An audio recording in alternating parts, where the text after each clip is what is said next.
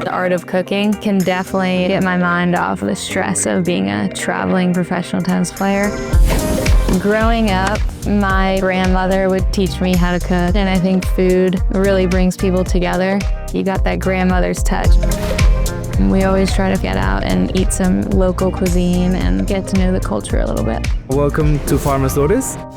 We celebrate Victoria in our kitchen. You wanna slice? Oh boy, it's a big knife. A big knife for a little girl. I've seen your power on court. Put me in, put me in. I feel the most at home when I'm sharing a meal. I think it's a great way to bond with the people around you. Oh, beautiful. Higher. Yes. And voila. It's delicious. Kia, movement that inspires.